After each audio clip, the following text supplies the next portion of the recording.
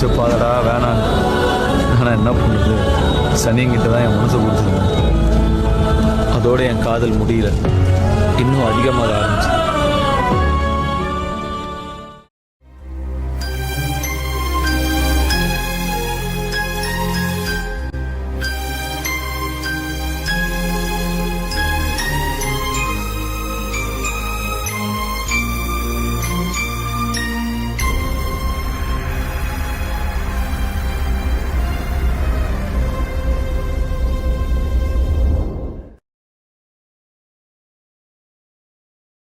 ஆனால் ஒரு நாள் திரும்பி வரும்.